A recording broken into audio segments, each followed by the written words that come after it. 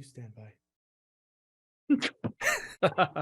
Hey internets, it's Jake from Mini Terrain Domain, and this is Scribes and Scrolls, our Pathfinder 2E campaign. This is session 75, How I Met Your Mammy. And we'll get into that in a few minutes. It's been a couple weeks. We took last week off because I was sick. Allergies were kicking my butt. But we're back, and we're going to get into the game here in just a moment. Couple of announcements real quick. First is, if you look in that lower left-hand corner, you may notice that Dwight's absence screen is up. Dwight will not be here for a few weeks. So don't be alarmed. Everything's all good. You can be alarmed about Mizya, though, when the time comes. By all means, be alarmed. But we will, like I said, we'll get into that in just a few moments. Now is a good time to tell you about domain dice. Domain dice are... Combs. Just hold your horses, Cari.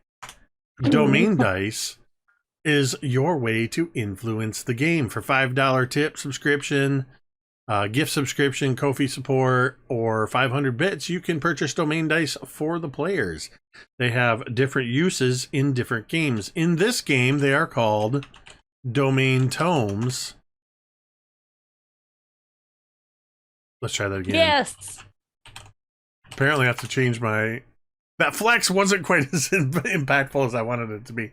In this game, they are called domain tomes. They can be used, one, to reroll a check, basically like spending a hero point, and you have to use the second result, or you can choose to draw randomly one of the hero point cards. For 3 domain tomes, you can avoid death. You can only use it once per player per session. Or for 5 domain tomes, you can have a change of fate. Adjust the level of success of any check by 1 degree up or down for either a player or the game master. And thanks to that cheer from Cari, there's another domain tome for you. Woo! Let's go. The only other 2 things that I want to mention are, one, we've got we're back up to full speed with our streaming shows here on MTD. We've got Scribes and Scrolls every Monday night here at 8 p.m. Eastern. Every other Tuesday, so not tomorrow, but the next Tuesday, and then every other Tuesday after that. You can tune in for Sky Metal Iron Gods, a Pathfinder 2e game in which you can find M and myself as players, with Vi as our game master. And we have 1 episode of that's up on YouTube. It was absolutely awesome. You'll want to check that out. And then 1 Wednesday a month, that Monday, let's try that again. That Wednesday is this Wednesday. We will have a pre-recorded session 3 of Lawlerville, our Mythos Investigators Call of Cthulhu game, happening at 8:30 p.m. Eastern. That's with Ricky as our keeper or historian, and Cari and myself, and a few others are joining us for that. And then Thursdays is our Kids on Bikes Welcome to Paradise, Michigan. These kids have known each other for less than half a day. I think we're somewhere around 5 or 6 hours, and they have already traveled back in time 100 years and are stealing silver from pirates, or what would seem to be pirates. And which one did we decide on? Cannibal Jake? Cannibal Jake. The crocodile Godzilla Chewbacca monster that just appeared. Everything is... If all of that sounds wild and crazy, you need to tune in on Thursdays to see what these kids are getting themselves into.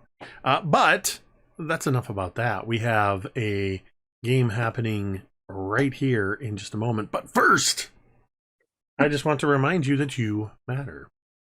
Your presence on this earth makes a difference. Whether you believe it or not, it's true.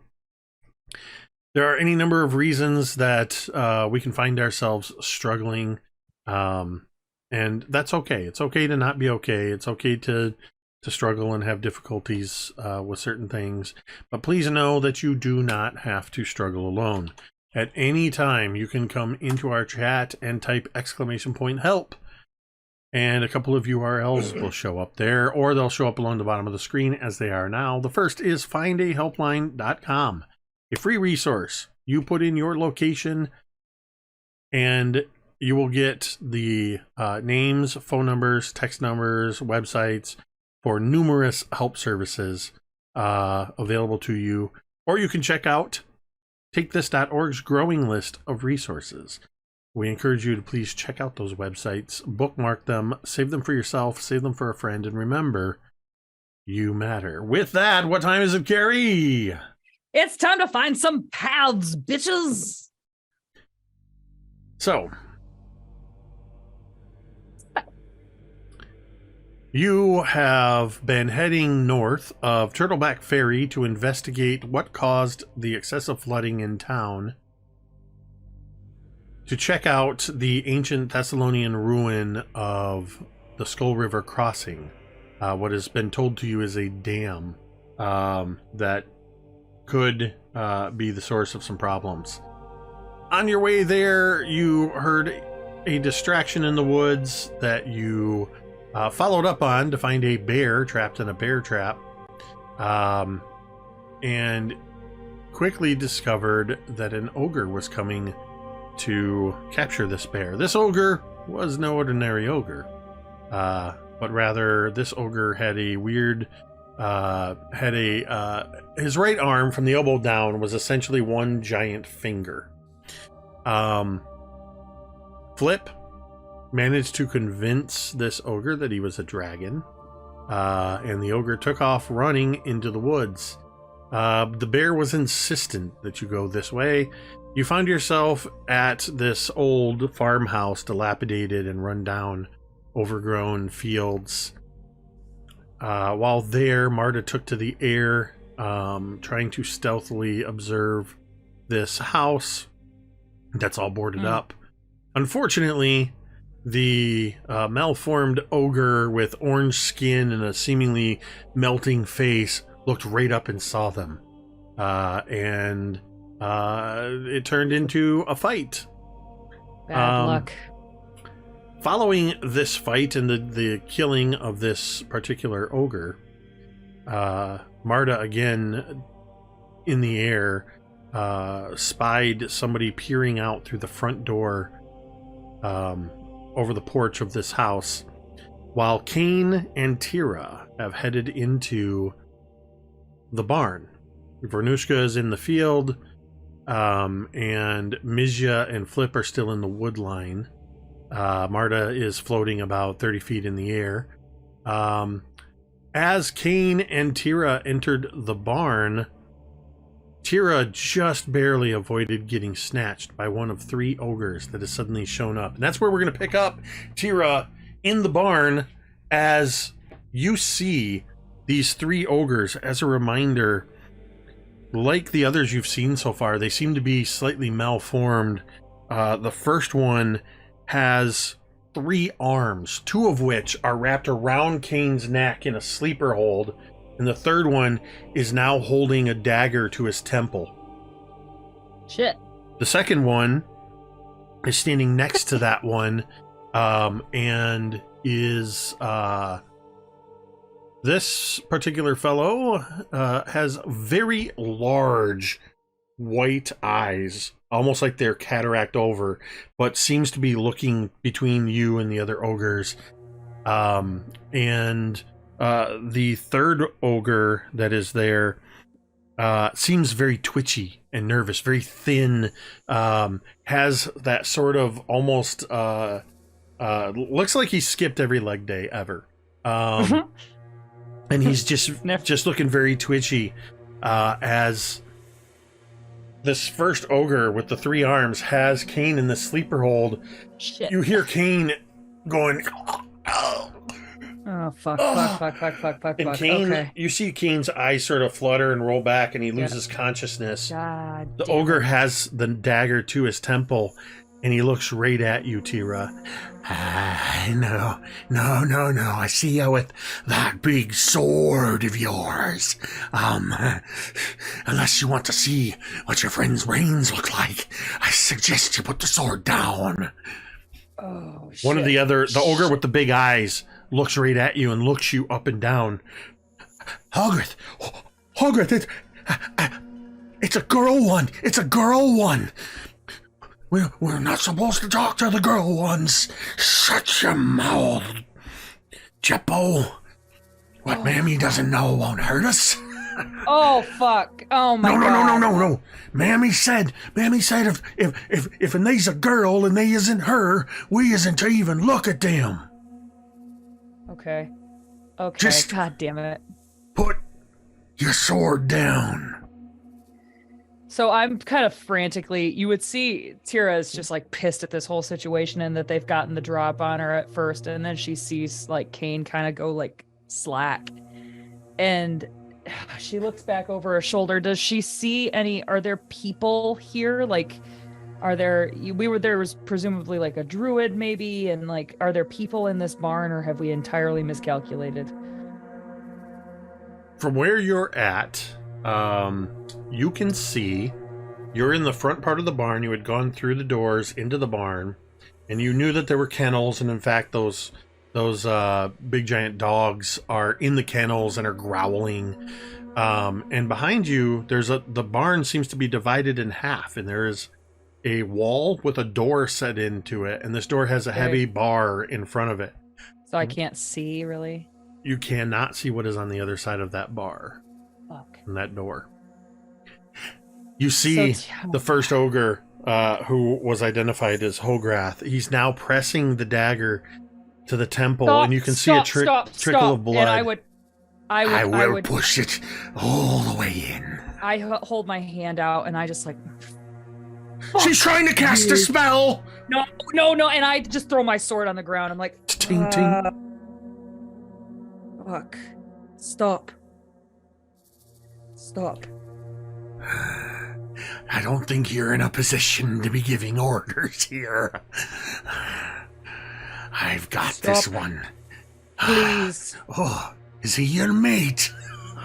No, fuck. And Teera just doesn't want to like piss him off anymore, but there's a lot of things she wants to say. Turn around. Turn around. She doesn't. And walk to the door. And he's pointing you towards that divider door. I guess I do. Fuck off, Vornush'ka! You ain't there. Sorry, I love somebody.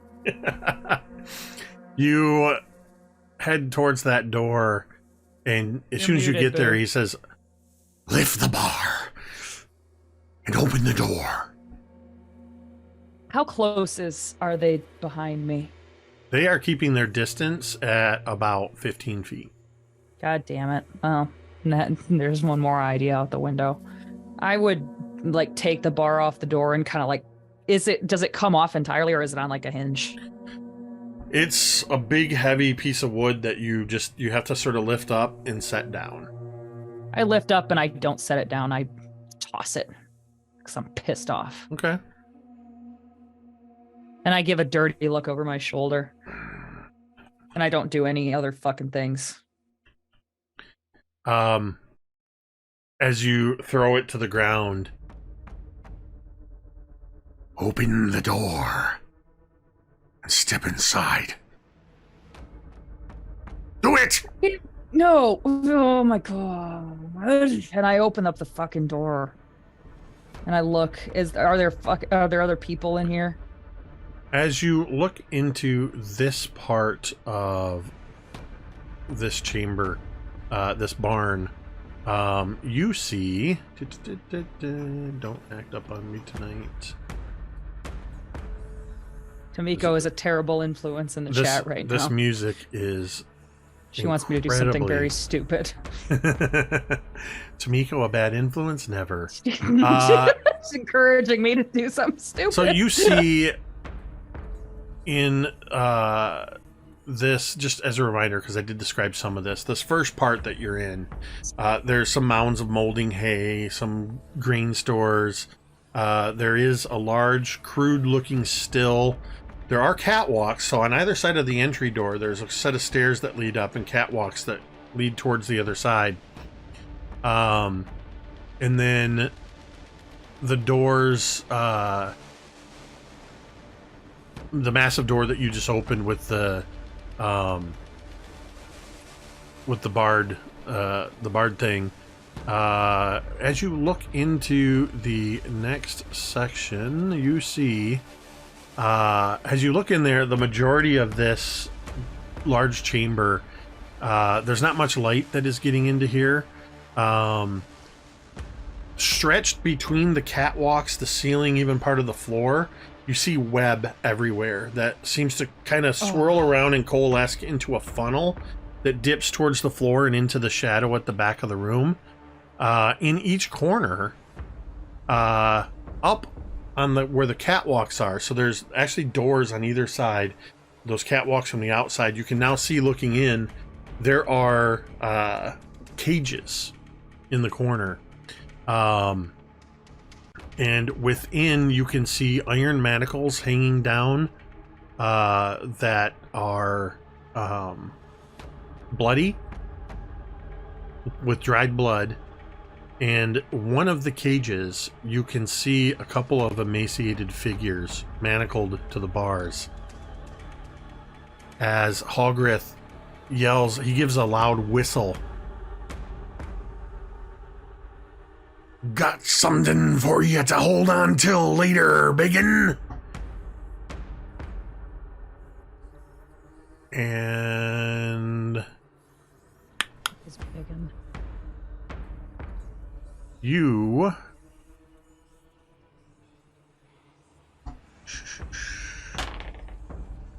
what is your armor class? Oh, it's 25. Why do you ask? So a 32 will hit. I'm gonna get fucking conked or something. Shit. Let me see what this does. Side note, I will have you remember, and for those of you, I don't remember if it was in the chat or aloud, my reaction was, oh shit, we're going to get captured by ogre hillbillies. And Dwight's reaction was, we? So that's where we're at. Fucking... You see a sudden movement at the funnel of the web as you see the light from outside catches first 2, then 4, then just this bulbous eyes of a spider. And as it emerges and sort of rotates its rear end right towards you, and the last thing you see is the web that shoots at you, and you are immobilized. You cannot move. You are held in place. But you could. You're immobilized until you escape. Great. As soon as it, let's see, that was one action. As soon as it does that, you can kind of see through the web as this spider suddenly comes down and with its front legs just starts going. Shit.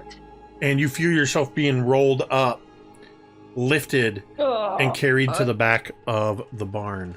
I don't like it. I don't like it. During, the biology major in me knows what happens when spiders... As that happens, you hear more commotion.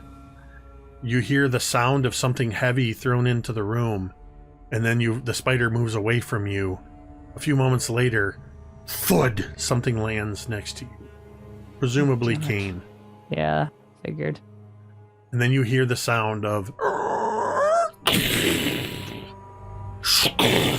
as the door is latched. Meanwhile, outside. Meanwhile, in the safe zone. So Marda, you had seen you had seen the something peering through the front door. Something that was watching you, or rather watching what was going on outside. Flip and Vornush'ka, you're sort of in the middle of the field. Actually, just to help set everything up here as a reminder, I got my "you are here" thing working. So obviously, Teera and Kane are in the barn somewhere.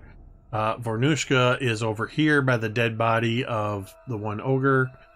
Marda is roughly over these trees. Flip and Mizya are down here. So with a two-way party split, and Marda, since you saw that person peering through, what would you like to do?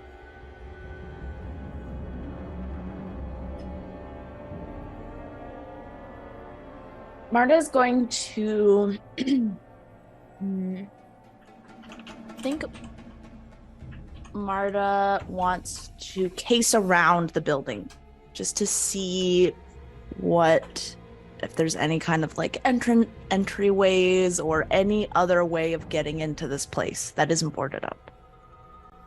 Okay.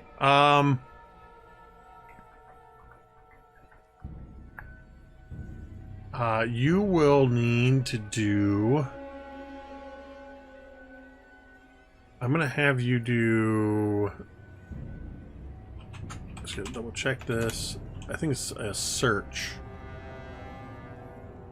And the archives and that this are not working for me. Okay. What? I said search, and it's telling me to tell you how to call on ancient blood. Uh-oh. That's fine. I'll do that. Yeah, which is please. Some kind of a reaction, apparently. I don't know what is happening, but everything seems to... Oh, there we go.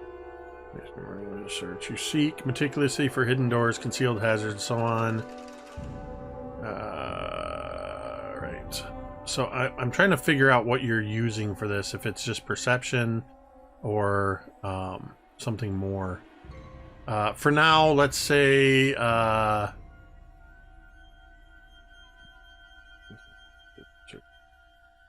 let's have you use your perception as you are searching thoroughly. While you're doing that,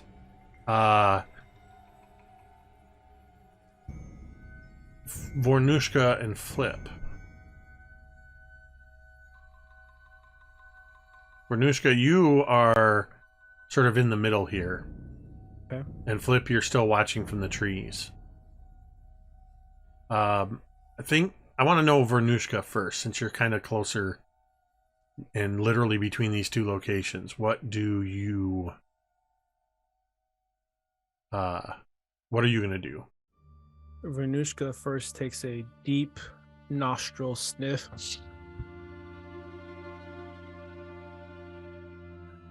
The air's changed. Can you smell it, Flip?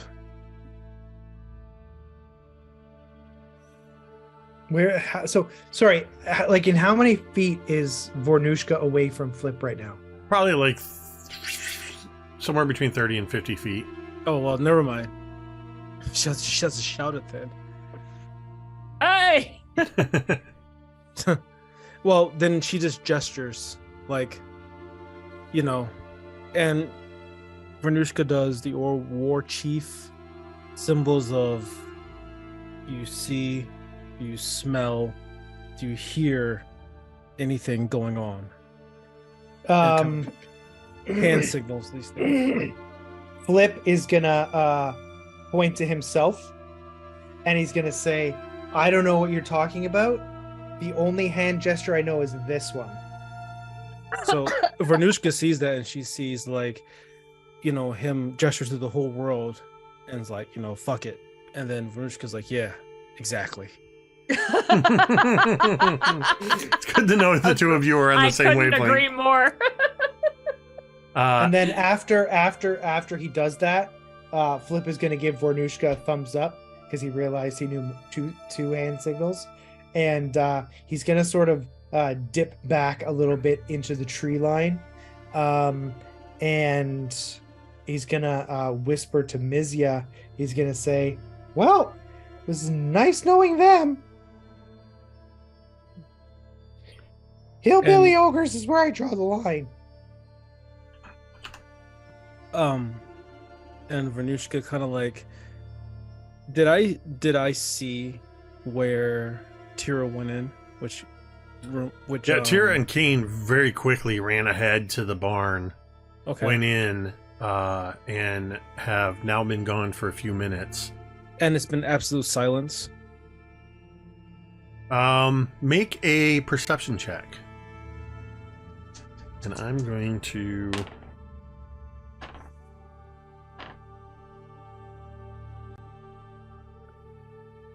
All right, I got a 14 on that roll. Let me see what my character sheet gives me for perception.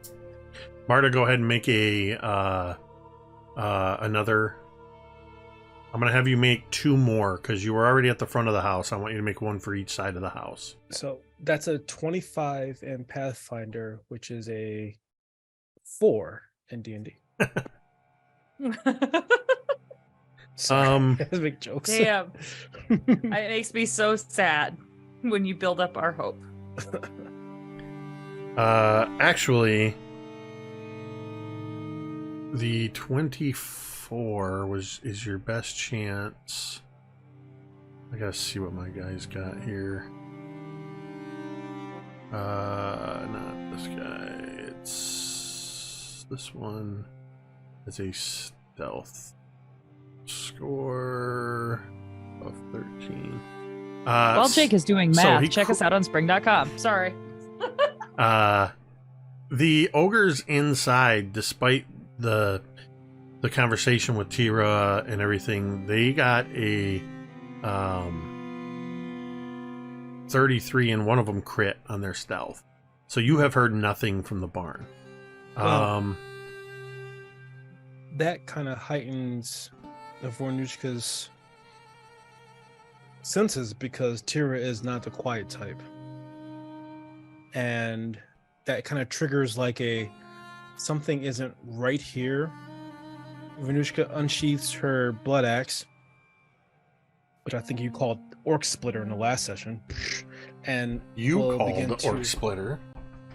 I your called character it. sheet. And I'm going to walk towards the barn and in a way that a hunter walks towards, like a tiger, very cautiously, both hands on the axe, looking, smelling, sniffing, trying to see what's strange about the situation. Are you moving stealthily?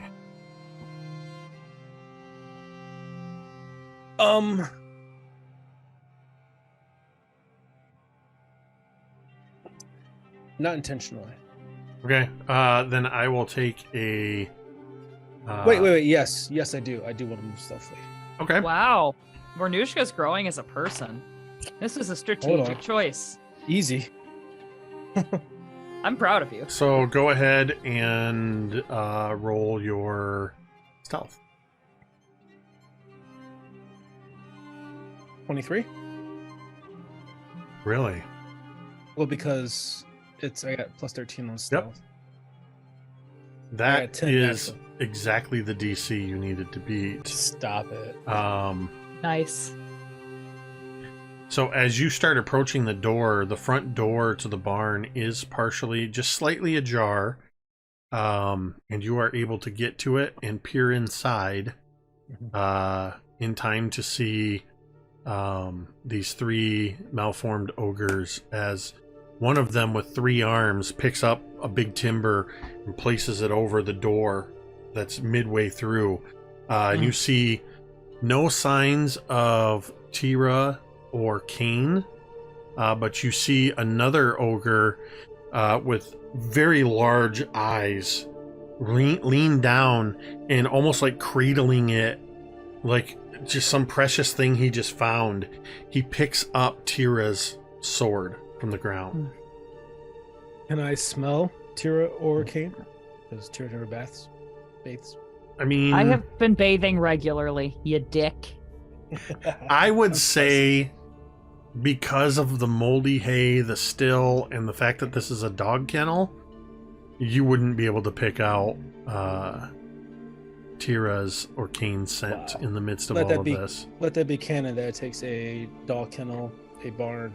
I'll tell you what, I want you to roll. That's what it takes to cover it up. I want you to roll. Sorry. I want you to roll your die. I don't know what's wrong with me tonight. I love it. I love it. All right. Ooh. Let's see. I got an 8 there, and my character sheet gives me a perception, right? It doesn't matter. The only way you had a chance is if you would have crit that. Okay. Yeah, 19, which is not a crit. 12 away. Sorry, I'm trying to find one of my friggin'. I have a separate file for these maps, and I can't find it. Because it relates to what Marda has found with your 26 and your 29. I'm going to have to do this a slightly different way. While Jake is making an alternative game plan, check us out on It Is Now Again, teespring.com. At teespring.com, you can check out all kinds of shirts, tank tops, hoodies, and so much more with new designs from Mini Terrain Domain. Teespring.com. Just search Mini Terrain Domain. Perfectly timed because I just found my map resource. God damn, I'm good.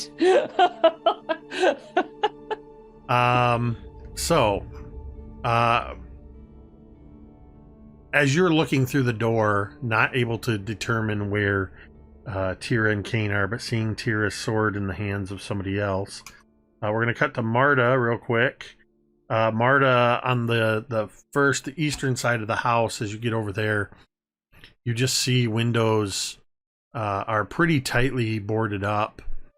As you get around to the back side of the house, it's a little bit of a smaller section. You only see a couple of windows, but you can see where one of the windows, one of the boards looks like it's been pulled down a little bit, so there's a gap big enough that you could get in there to look through and try to see what is in there. So that'd be your first stop. She's looking. So that area, as you look into this area, you see what looks to be a simple room. It's slightly L-shaped with most of its length taking up the back side of the house, but it also heads towards the front of the house a little bit. You can see that there's only one door on the far side of the room into this room. This simple room is strewn with toys. Some of them look to be like they're carved out of wood or even bone, while others appear to be little more than partial animal carcasses. Old blood stains mark the walls, some in patterns that resemble crude childlike paintings featuring images of dismembered horses, a ridiculous grinning horned devil tossing children off a cliff, and a big lake with a black reptilian monster sprouting tentacles from its back. Bookshelves are on the wall, but instead of tomes, they hold a collection of skulls of all shapes and sizes. Oh my god. that's fucked up. As you look through there, you can see that there are 2 ogres in here. One of which is... Where did he go?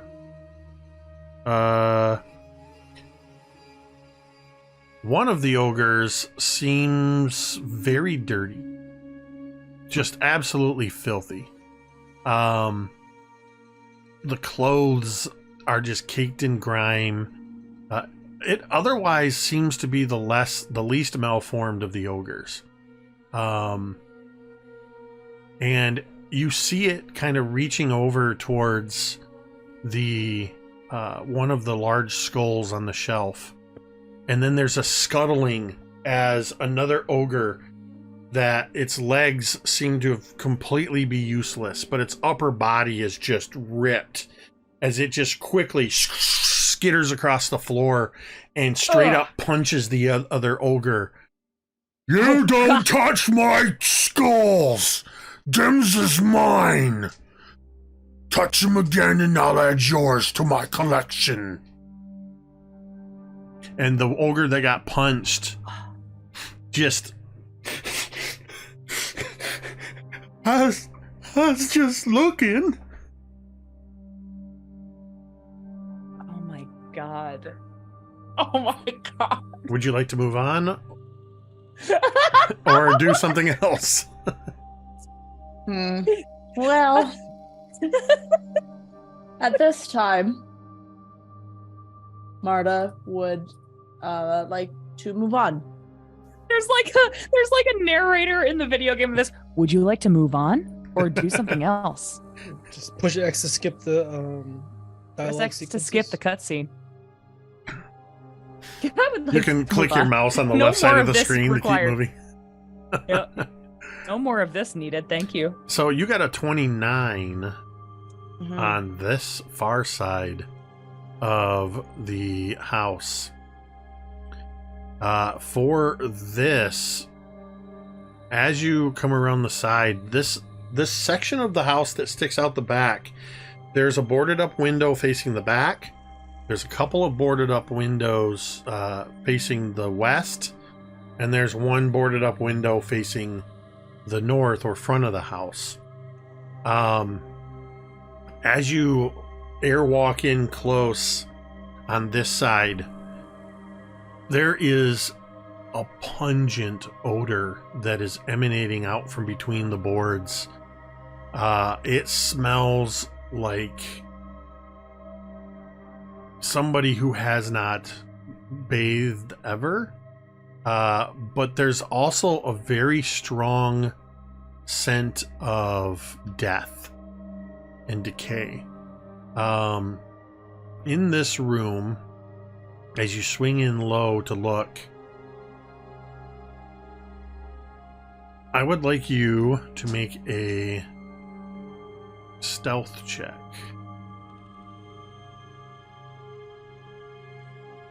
As I 18. check. An 18. Yeah. All right, let me see what we got here. Okay, so DC for the stealth check.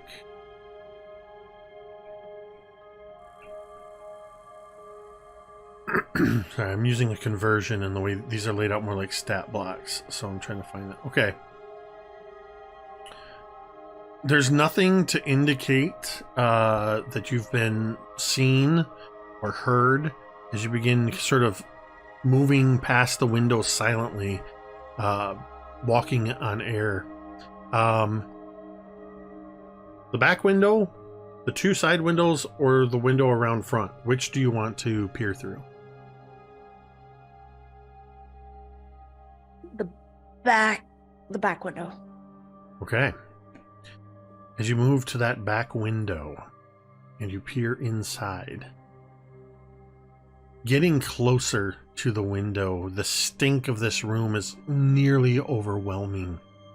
Buckets of filth are stacked against the walls. Oh.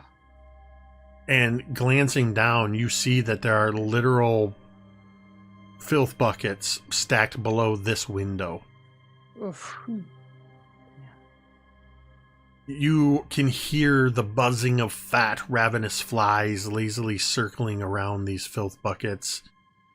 The room itself is dominated by an immense bed.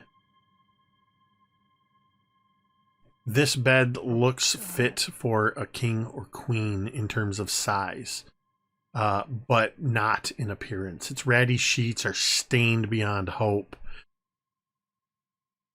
A huge easel sits next to the bed with a palette of various shades of brown and red paint. Looking closer, you can see that the source of these morbid pigments are several crushed organs and rugged stumps of flesh. Next to the easel, a set of brushes that look like they might be made with human hair jut from a broken skull next to the easel. On the bedstand next to the table is what looks to be a comb made from the lower mandible, half of the lower mandible of a human skull, human jaw. Thick strands of greasy black hair embedded in the teeth. 3 huge coffins are propped against the west wall. Inside are 3 horribly deformed men dressed in ragged finery. These men look much like the other ogrekin you've seen, though these are very dead. Their mouths all sewn shut. I would like you to make a perception check, please. Oh my god. Oh my god. I would have said a sandy check, but different game system. Wrong game. Yeah. I was gonna say, you're awful. I'm gonna use a hero point. Alright. No, good choice, Sam. Alright. Great use of them. 18. Yeah. Okay. Good for you.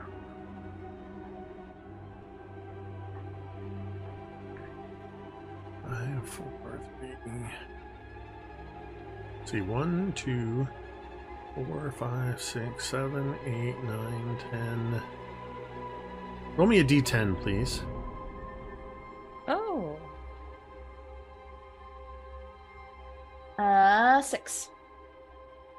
1, 2, 3, 4. I don't like it when you count. I don't know either. You remember this thing I like to do where I have my players roll for their own fate? No. Oh god. Your brain is gonna break. Ugh. And unfortunately, you are around the back side of the house, so nobody has eyes on you. Oh Perfect. no. We're fucked. We're fucked. Oh god. All right. Game over, man. What is Why'd you let her lead? what is your fortitude DC? Oh no. It'll be your fortitude plus 10. 22. 22. Okay, I need to make a spell attack. Against a 22? Yeah. So this is interesting. Because a 1 is technically a critical fail. Right? Mm-hmm. However, with a spell attack modifier of 21, it hits your spell DC. Because it's only off by 1. A 1 and or 20 are not automatically crits or crit fails in this game. Yeah, because it has to be 10 separated by 10 from the number, right?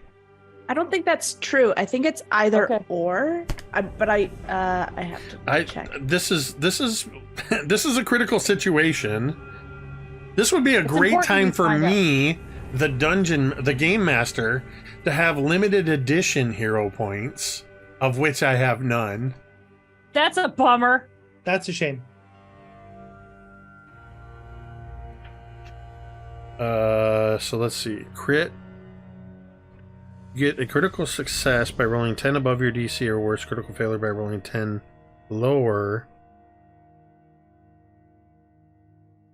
It doesn't define them by the number on the dice. Here's what I'm going to do.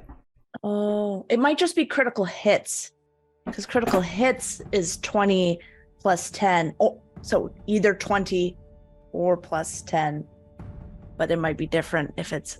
So I don't know. here's what I'm going to do. I vote for Jake to make a judgment call. I'm going to make a judgment call that favors myself and you, potentially. Favors myself. Make a judgment call that favors me. So what I'm going to do is, because that 22 hits matches your fortitude DC, so the spell's going to hit you, but it could be disrupted by what I draw from this, randomly from this deck. So I'm going to draw from the critical fumble deck, which is now upside down. Just tell me when to stop. Stop. All right. So the card that has come up for spells. Oh. Okay. What is that? It's Bleeding Eyes. The Oh, spellcaster takes 1d6 persistent bleed damage from their eyes. Oh, Which you haven't seen the spellcaster. Let me just check real quick the spell though.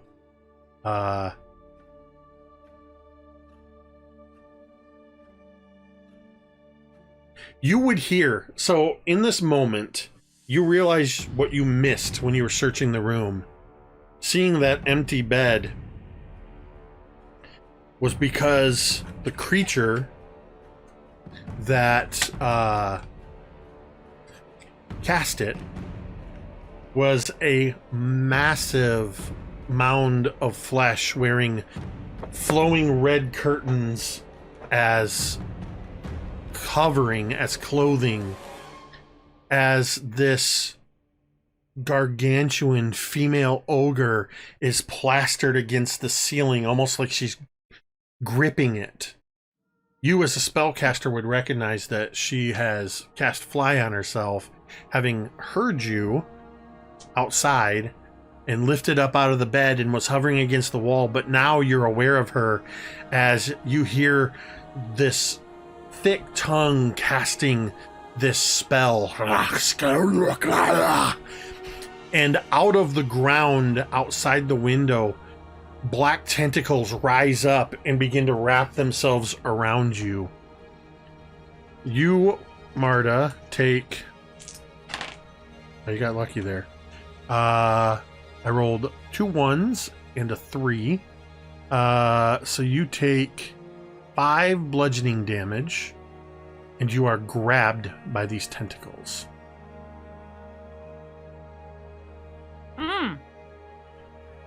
Super. We are going to, as these tentacles writhe up out of the scraggly shrubs alongside the house and grab hold of you and kind of start to squeeze, and you realize that there is a very large ogre woman floating in the other room. We're going to cut back out to where Flip has backed up into the woods next to Mizya. And as you step back, Flip, I need you to make me a perception check. Great. Your new friends need you, Flip. Oh, also, Marda, you do see this ogre woman. As she casts the spell, you see blood begin to leak from her eyes as she takes that persistent bleeding damage of 4. 27. You turn to Mizya, and you see that Mizya is accompanied, or rather, I guess appropriately the word would be surrounded, by no less than a dozen dark-skinned elven figures. Drow. What? Deep purple skin. You see, as I said, about a dozen of them. Silent. Even as you see them, you don't hear their movements across the ground. And one of them steps next to Mizya and says, "We have to go now." What languages do you speak? That is a great question. Great question. What languages doesn't he speak? Abyssal, Aklo, Draconic, Dwarven, Elven, Infernal, and Orcish. Damn. Wow. You would understand them as they speak a heavily accented Elven.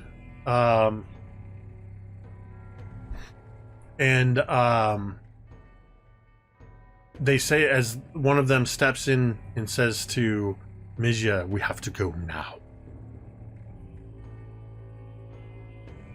Do you say or do anything as these drow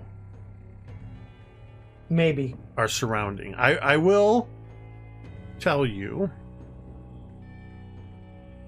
that they look very accomplished, very deadly. That's great to know. Flip is going to say in Elvish, peace out, and he's gonna start walking away, backwards away from them. There's nothing he can do to help Mizya, but he will share the news of Mizya's departure. As you're backing away, with whom? Well. Oh, well. As you're backing away, you do notice, since you're backing away, that Mizya looks more annoyed than frightened. Okay. And the one that said, "We have to go," a couple of them step forward and just sort of hold crossbows ready to engage if you were going to attempt anything. And then you see the one reach out and grab hold of Mizya's arm, and they vanish. Very quickly, the other drow, all of them teleporting out. Right. Okay. Great. Cool. Help us, Flip. You're our only hope. So, Flip is going to continue walking through the forest. And he's moving half speed because he is taking his time. These ogres don't seem very smart. So given his near genius level intellect and force of persuasion, he believes that he can see their crude earthen traps, should they have made some in the forest. So he's going to continue moving slowly around through the forest to the building where Teera was taken, sort of on the side where that hole is on the right. I guess it's a window.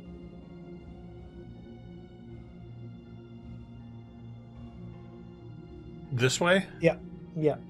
So, and you see Vornush'ka's at the door. Vornush'ka's at the door. I mean, and great. is peering through the open door, and Marda is nowhere to be seen. Great. Flip doesn't subscribe to terrible plans. Okay.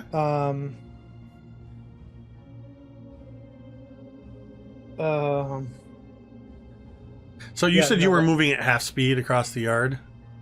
Well, I was in the trees.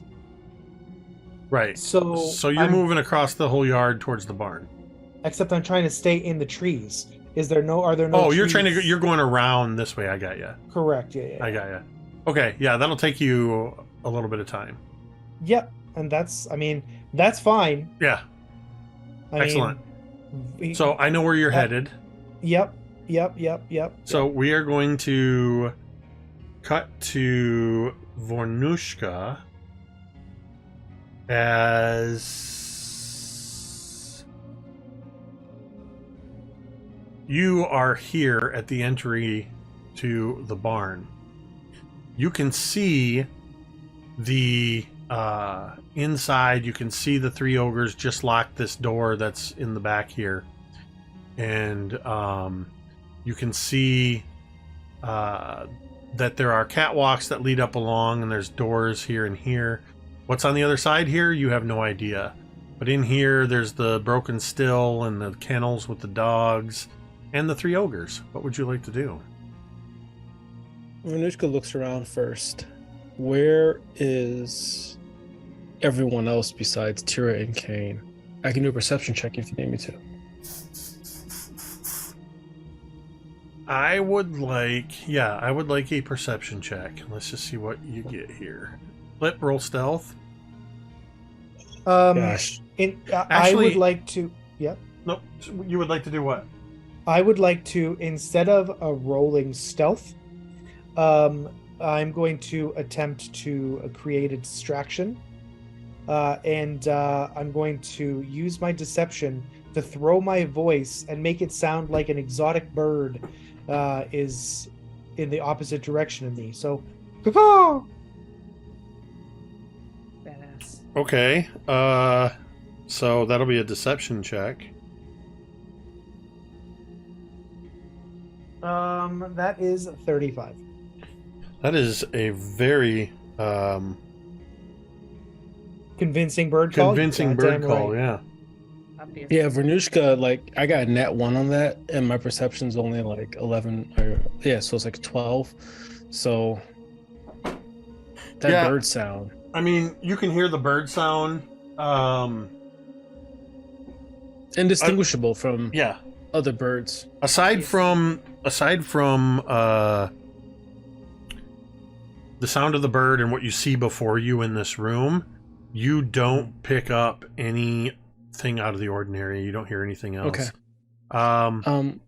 So what would you like to do, Marda? Vornush'ka. While Okay. as Vornush'ka is doing this, are you attempting to escape from the Yes, tentacles? absolutely. So go Yeah. ahead and roll against the escape DC. Vornush'ka, what are you doing? Vornush'ka grips her axe and she says, "What would Vorn do? No. What would Vornush'ka do? Fuck it."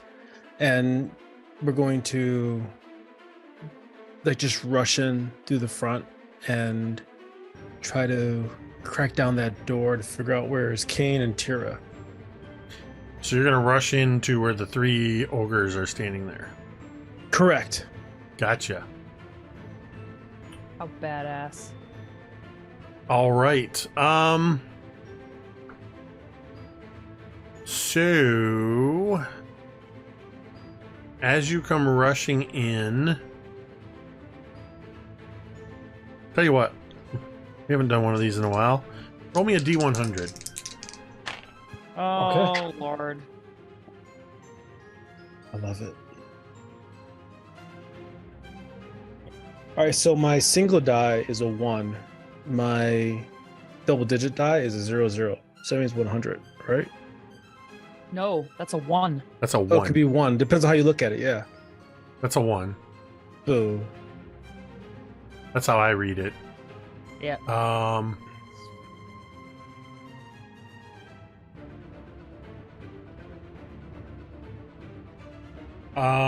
I just saw your message and I have no idea what the heck you're talking about, Cari.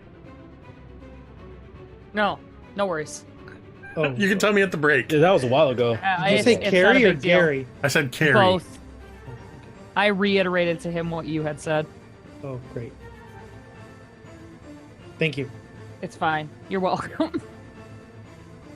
Yeah, I still don't know what that means. It's You were cool. talking about Don't worry about it. bleeding eyes. Oh, okay.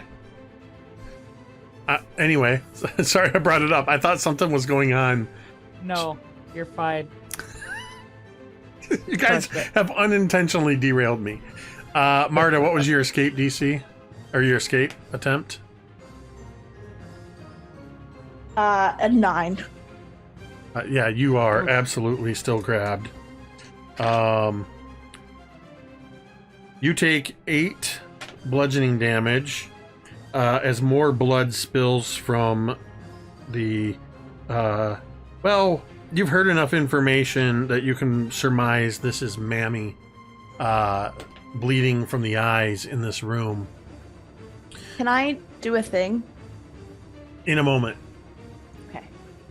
I want Vornush'ka, as you come running in, what is your intention? Are you running in to start cleaving ogres? I'm running in to assert dominance and position and try to figure out what's going on. So you're not running how in dare you, axe, Cari. you're not running in axe, Sorry. axe To swinging? assert dominance. The axe is always swinging. That's how we assert dominance. Obviously, that's how you assert dominance. So the answer is yes. I need... Yes. Yes. So, okay. Then, before we do what we're going to do, I want to give Em a chance to do what they want to do. Yes. This is like, what is this? 1, 2, 3. This is a 4-way party split. Technically 5 Yep. with Mizya. Marda wants to cast Dispel Magic. Oh. Badass. Yes. Do it. Marda. Yes. So that's a 2-action spell. You attempt to counterattack.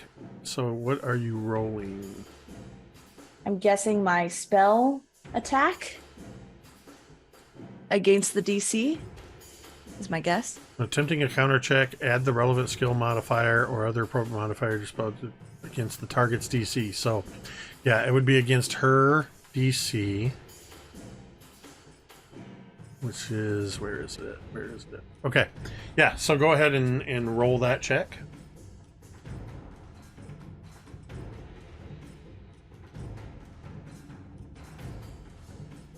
I'm gonna use a thing. Yeah. All right. Do it. So you re-roll and take the new die roll. Use the thing. The thing. That's better, kind of. 27. Woo! You... What does it look like as you attempt to dispel this? What does your dispel magic spell look like? The casting of it. Can I know whether it works or not? Because that's going to influence her description. It just barely fails. Okay. I imagine that Marda, you can see like some of the old magic that Marda used to have, which is the light and the constellations from a previous deity that has since left her.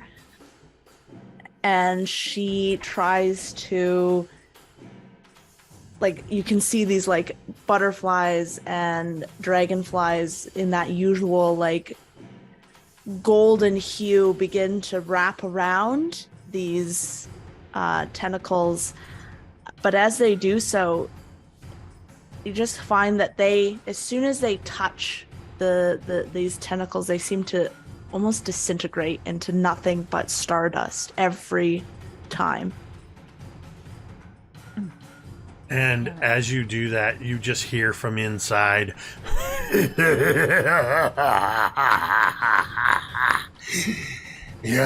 messed with the wrong person. And we're going to take a break. God damn it. When All we is lost. return, or rather maybe while we're on break, when we return, we'll be in initiative order. So I think before we return, we'll roll that up so I can have it resolved in time for that. But in the meantime, thank you everybody who's tuned in. Stick around. We are going to be back in about 10 minutes and it's about to get even weirder. We'll see you in a few minutes. And we're back. And we have rolled initiative, and Mammy is at the top of the order. Oh my god. There is the tremendous sound of the bed springs threatening to, the entire bed threatening to break as her large bulk drops from the ceiling onto this bed. And you see as she does, it's almost as if she were a giant ooze that sort of oozed off the ceiling and just sort of... And she looks out the window where her tentacles are... black tentacles are currently trying to wrap around you, or are wrapped around you, Marda. And she makes another motion.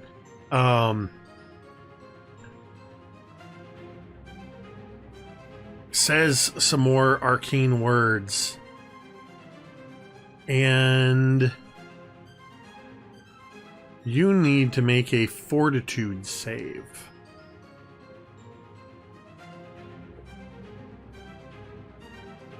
23? Yeah! A 23 Mm-hmm. is a regular failure. Oh. As she... Great. You see from between the slats that you're looking into this scene of horror, it's as if she has just turned on a very brilliant light and you are blinded for 1 minute. Oh my god.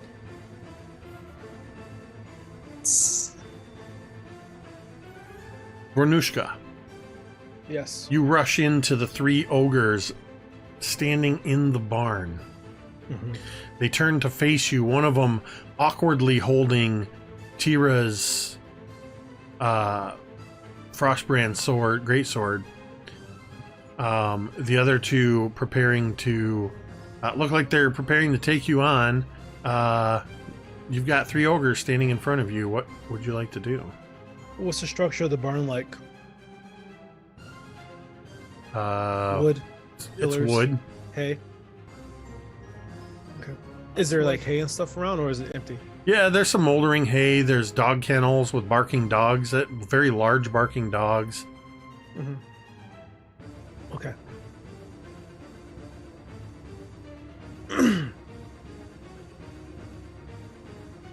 Are there lamps and lanterns about? There are not. What's lighting the area? It's whatever light is spilling in from outside. Oh, it's daytime still. Okay. Yep. No problem. All right, Vornush'ka immediately sees that they're orcs. They're bigger. They are stronger. Vornush'ka is going to pull out her rope and tie a sailor's knot around the handle of the axe and begin to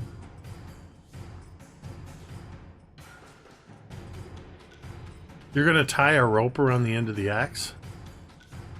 knot. Okay. Yeah. And Vornush'ka, after that knot is completed, I mean, is that one action or would that be in? I'll rule it for now as one action. Okay. And the orcs are aggressive, correct?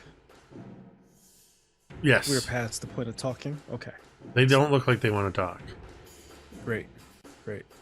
Vornush'ka is going to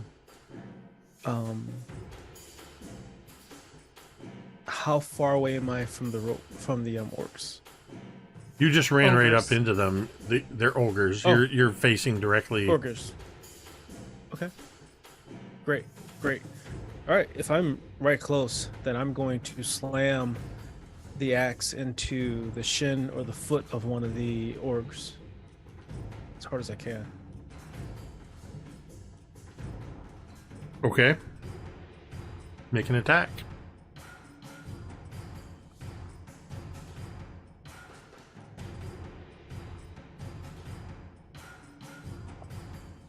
All right, 19 plus whatever my attack modifier is. Nice. What a So it's badass. going to be. So what? 19 plus 15 is 34. That's a hit. All right. So that's 34, you said? Yes. That's a critical hit. Yeah. Let's Oh, go. fuck yeah. Get it. Because that's 11 more than their AC. So that'll be a critical Let's hit. go. Okay. I'm gonna roll What a badass. So that's the double for the damage. axe. You roll the damage and then double it. Nice. Okay, great. 1d8 plus 5.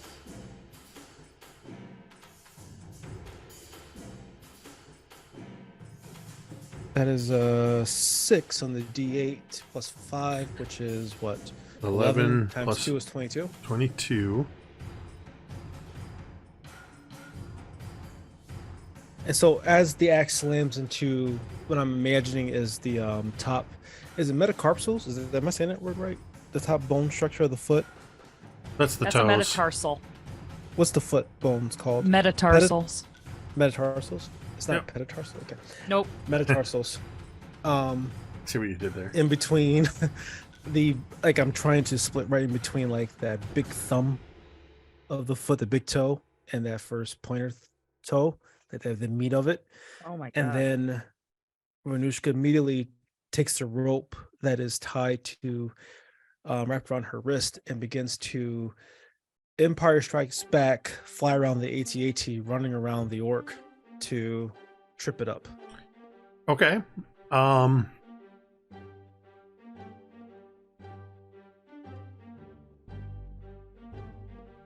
Okay. You can do this. Yeah, But it's as a you lot. run That's around why them, you are going to Yeah. they each get an attack of opportunity against you. Right. Are they close together? Because I was trying to run around one of them. They were close together. Okay, that's fine. So you drive that axe down through its foot into the floor, and then you immediately start running around. And as you do so, they are going to clumsily take attacks at you. The first one gets a 29 to hit. How many tomes do we have? 20? Oh, we roll that. So the way it works is you can spend 5 dice to lower the degree of success. 5? Yep, there is no more make the DM reroll. Okay. Okay, yeah, we'll take the hit. Okay. We're tough. The second one jabs a spear towards you.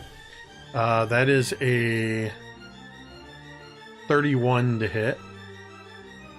Now, the next one is a 26 to hit. What's your AC?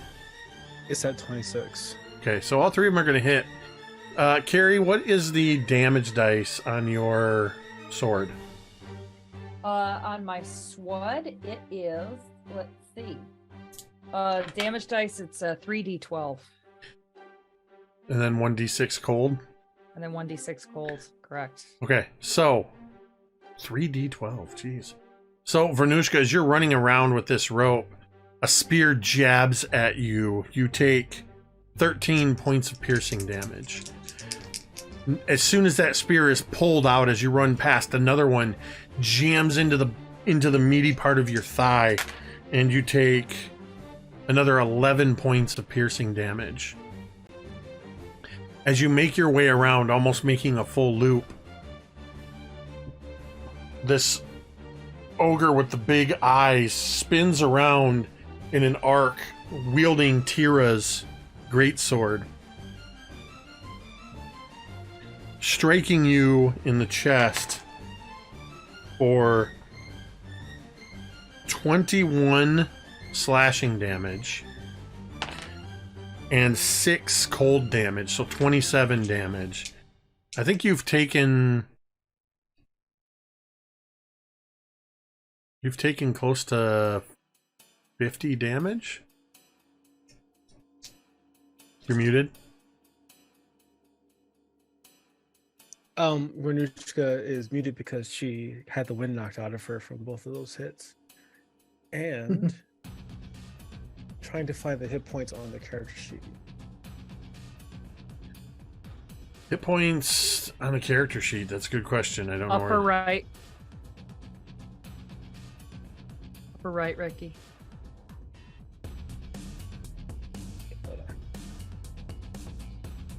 Oh, 106? Oh, we're good. How many is that? 46?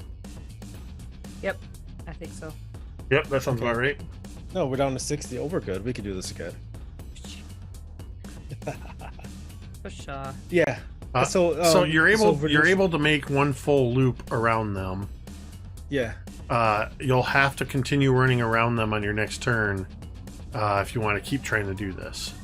It's going to take more than one wrap around.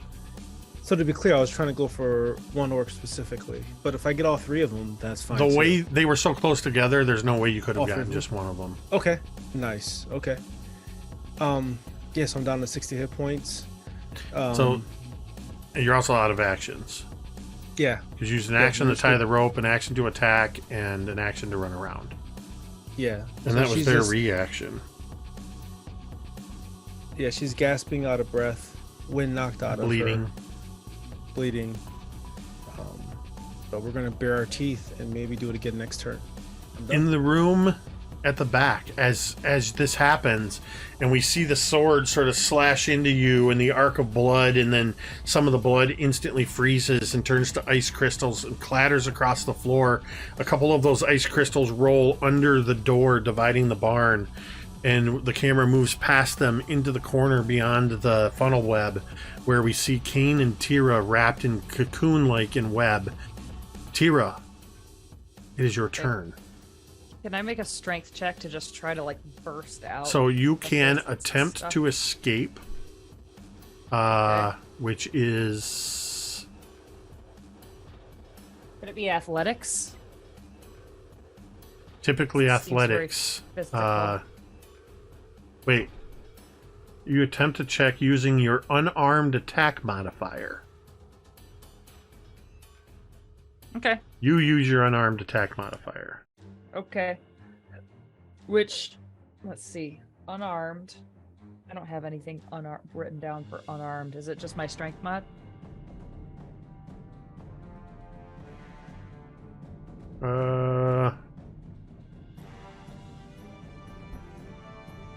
I want to say yes, but I feel like there's got to be something a little more to it than that.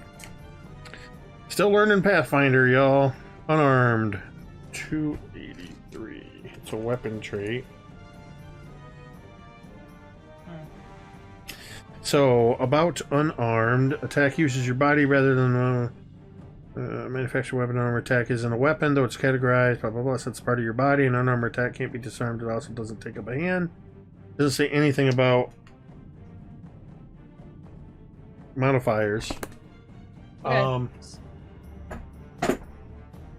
So just a strength check for now?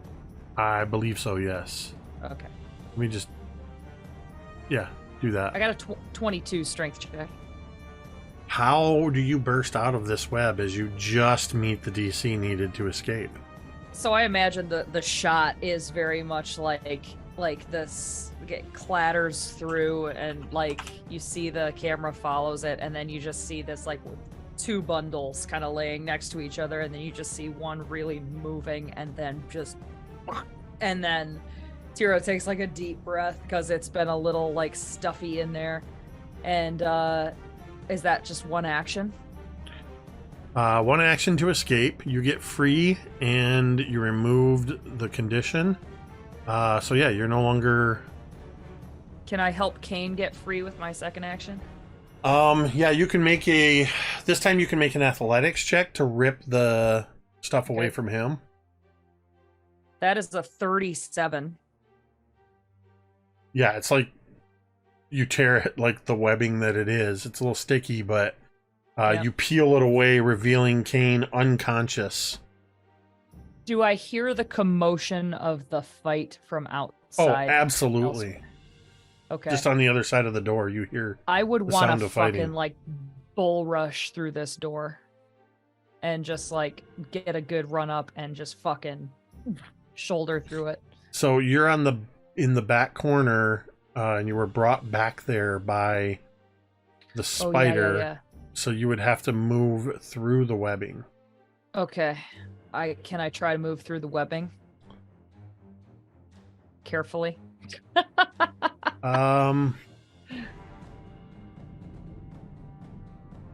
Yeah, you can attempt to move through the webbing. I'm just trying to see if there's any kind of what's your movement?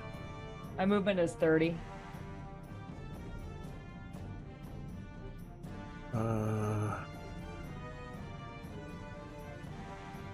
Okay, so it's time to try to move through it. Screws for the webber. Okay, so it's going to take all of your movement to get through this web.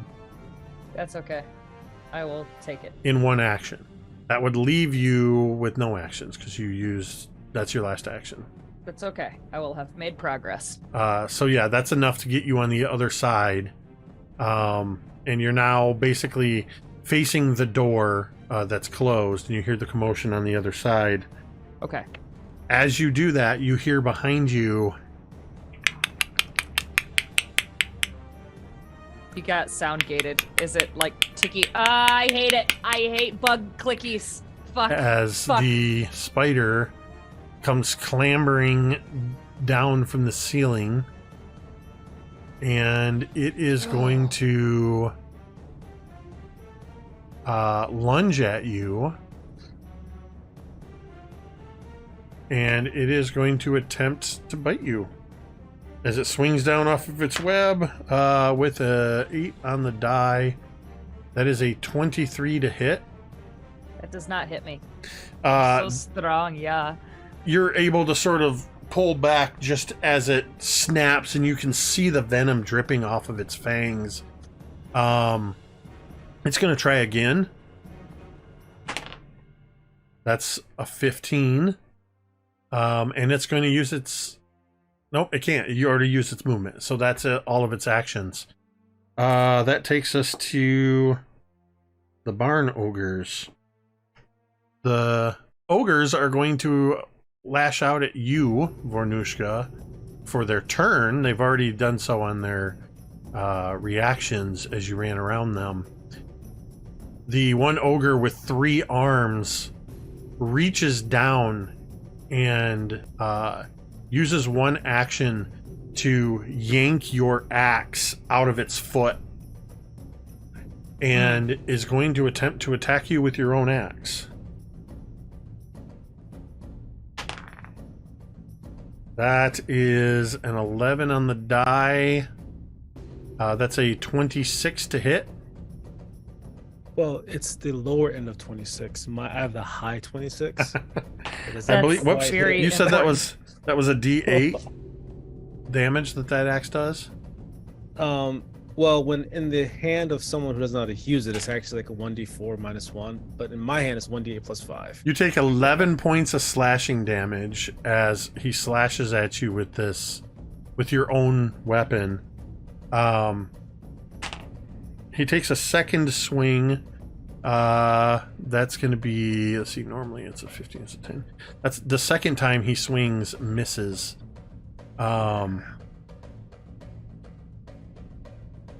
Does he have any blood loss from yanking that thing out? I mean, he's wounded. Actually, I'd say he does take a little more damage when he pulls it out of his foot. And then the other two, you get a spear attack at 33, and Teera's greatsword swings around and misses as this ogre, you realize, did not attack you with skill, but pure luck as he swung around with it. He does not know how to handle this greatsword.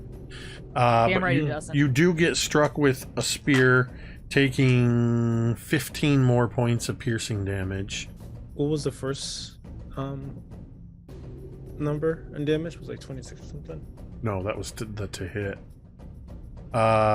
With your axe, it was, I don't remember what I said, 11, I think. Okay, so 11, and then this one was... Yep. Yeah. Right. Yeah, 13. So 24 points. 23. Okay, thanks. 24 total points.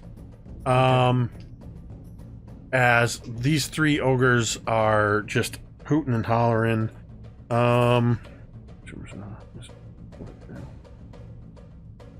Slower. Okay. Marda, blinded outside Mammy's window. What would you like to do? Marda's gonna try and get the F out. So proud of you. Get it. So Get me out of here. all normal terrain is difficult terrain for you. You cannot detect anything using vision. You critically fail at perception checks that require sight. And you have a -4 status penalty to perception checks. But you are still airwalking. Actually, I don't think she would be anymore. Because the spell only lasts for 5 minutes? Oh, no, then you would have dropped to the ground. Oh, wait, you're actually still... I gotta check something. I want to make sure I'm not OP with my spell casting from Mammy here. The black tentacles have a duration. Okay, so they persist for 1 minute. So you're still grabbed by them. You would need to escape in order to escape. Yes. The quote of the year. Yep. You would need to escape in order to escape, obviously. Yes. So Marda got a 31. Because I'm smarter and I read the rules and got a 31. So, Marda, So suck it. you use one action to escape from these tentacles, and you succeed, just managing to squirm out of the writhing black tentacles, unsure of where you're going.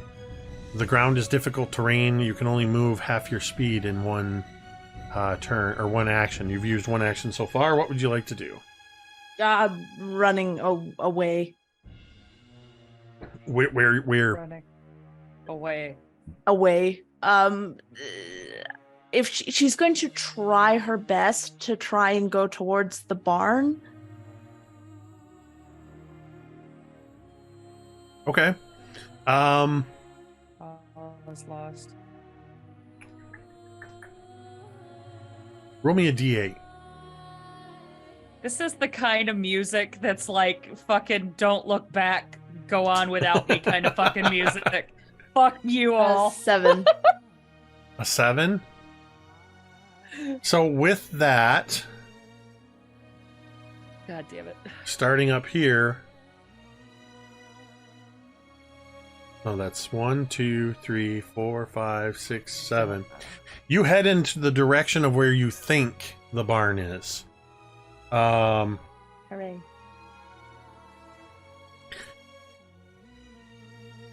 With the 7 rolled on the d8, this is the direction you've headed.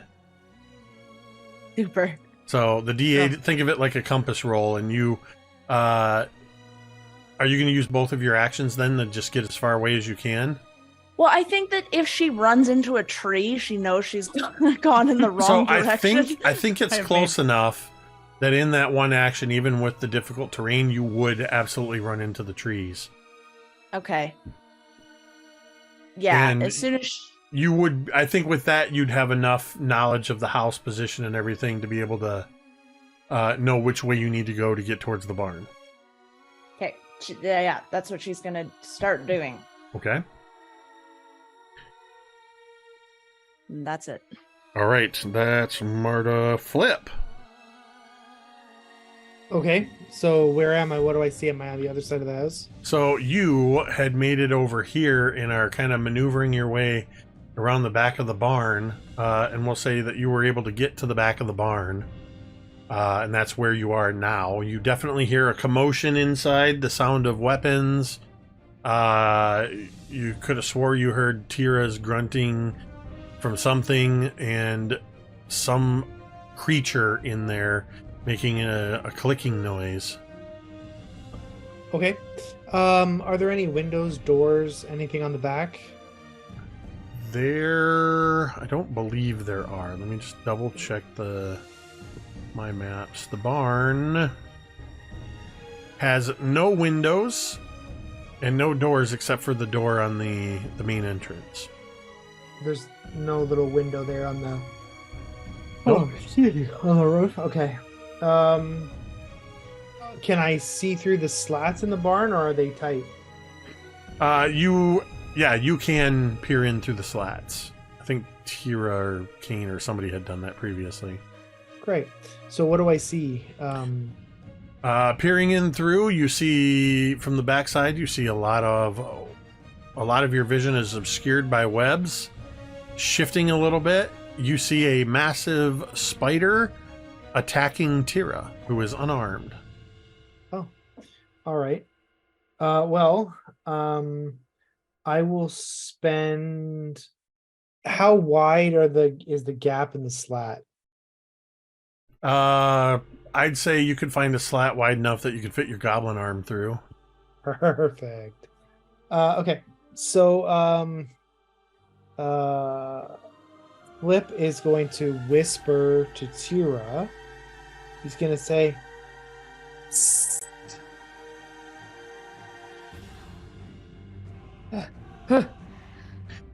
There's like picture this like crash zoom from Teera engaged with the spider to suddenly the camera shakily goes swoosh, and you can see past the spider, and you see Flip peering through the slats at the back of the barn. Oh my god. And Flip says to himself, "This is going to be a great scene in my new epic tale, A Song of Ice and Flip." That's amazing. Flip is going to take down the artificer goggles that he has on his head. He's gonna or the jeweler's goggles, and he's gonna put them over his eyes. And with his first action, he's going to cast True Strike. And then with his little goblin arm, he is going to cast Chromatic Ray. Oh yes, I fucking love Chromatic Ray. Does a 27 hit? The spider, obviously not Teera. I'm sure it hits Teera. It.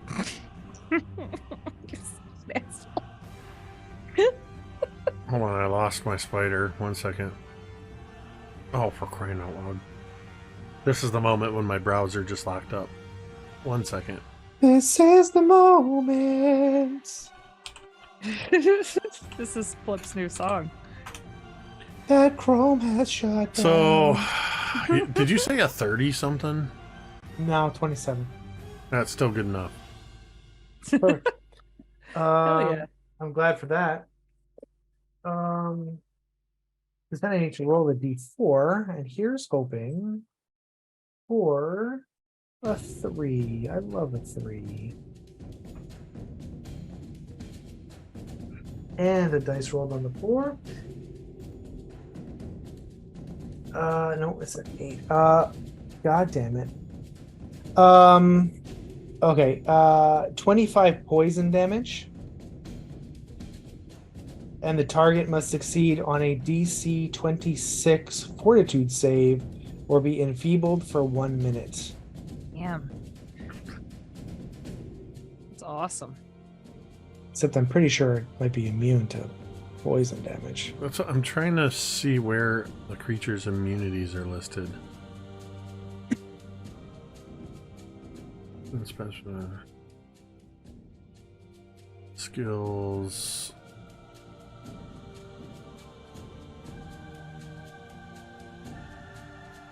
Where would that normally be listed? I'm not seeing Details, maybe? ogre.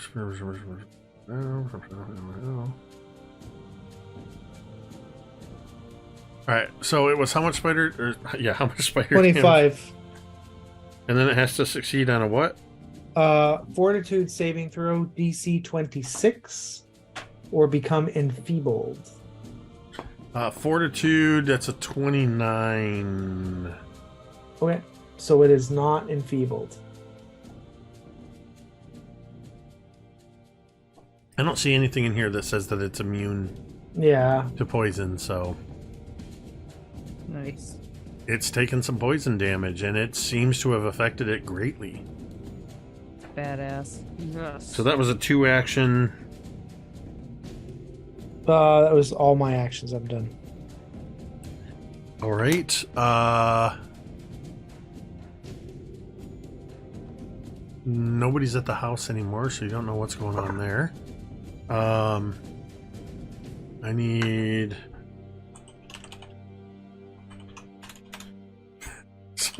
Sometimes my dyslexia is funny. I just searched for riding gods instead of riding dogs.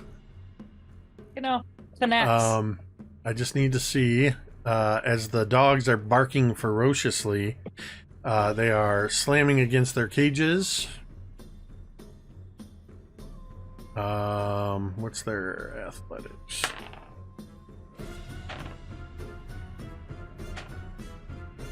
They are slamming against their cages, and Vornush'ka, you can see that it looks like if they persist, they are going to break through. From the room, you hear Mammy's voice, Marda. Where do you think you're going, halfling? I'm going to eat you alive! Okay. And she will take more persistent damage. And Mammy...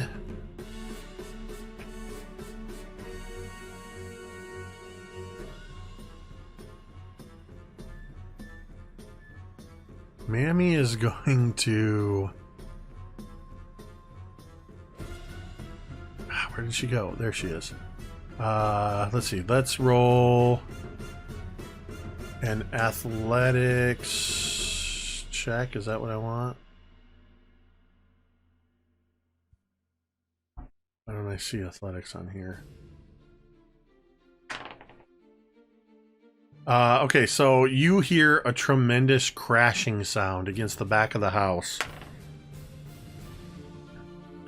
It takes her a couple tries, and you hear the sound of wood splintering and glass breaking as she throws her bulk against the wall from the inside and literally breaks through the back wall of the house.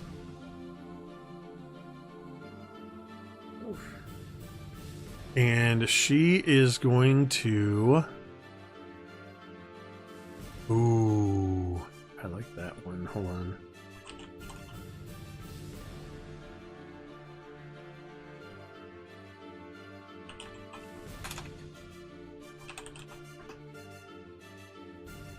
What is it called?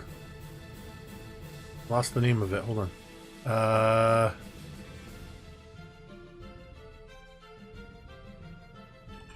So many new spells, I don't know what they do.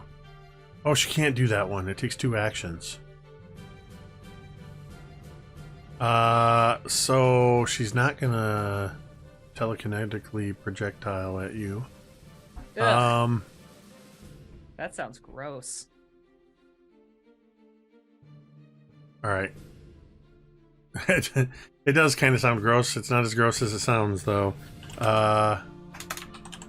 Instead,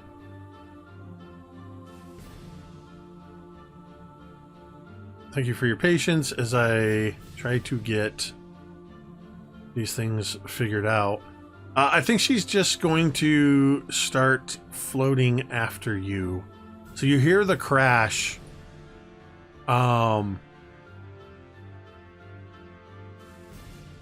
And if nothing else, with your blindness, you can smell her coming. I can't. I'm going to check one more spell, and if this is more than one action, she's not going to take any other actions. Yeah. So that's her turn. Vornush'ka, you're back in the room. Your axe is in the hands of Horgarth, the 3-armed ogre. And you are engaged with 3 ogres. You're muted? Unmute it. I was saying, let me unmute myself as I was saying that. All right. So, I got 3 ogres in there. One has my axe. I will point out, the one has your axe, which has a rope tied to it, the end of which is in your hand. Oh, Correct. And is there any attachment to this or attunement to this axe still? Because in the past I could call it and it would return back to my hands, but if I have to yank it, I'll yank it. Ever since the grandfather tree, you have lost any connection to the magical properties of your axe. They have not yet returned. Grandpappy. All right. Then damn you, Grandpappy tree. Vornush'ka will yank the rope to retrieve her axe. I would like you to first make an athletics check.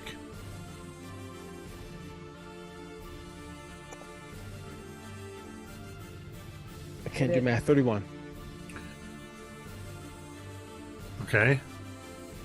Second, I would like you to make 3 attack actions, but they do not count against your multiple attack penalty. Ooh, okay. Because what's happening is you had previously wrapped 1 rotation of rope around these ogres. You more than succeeded at yanking it free from this ogre's hand.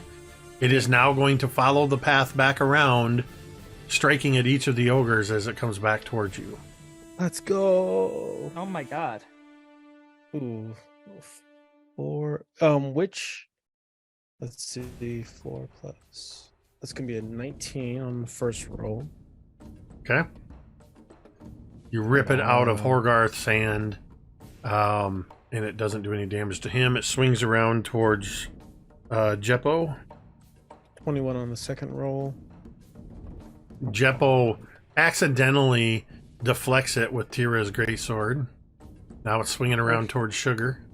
And a 22 on the third one. That's a 6 and a 7 I rolled. And Sugar drops down and just misses getting hit by it. You've missed all 3 of them. As you... The axe is now in your hand. So that was 2 actions. You have 1 action remaining. Does anybody have a healing potion they can toss me or throw me? Do you ask the ogres? Because they're the only ones of your allies you can see. Okay. All right, you ogres. And... Jeez. All right, Vornush'ka's looking around, looking at the ogres. And is Teera on the other side of that door? You have no idea. No idea. Okay. All right. All right. So Vornush'ka is going to laugh a little bit and grip the axe with both of her hands. And can I do things like prepare for like defensive actions for all 3 of their attacks?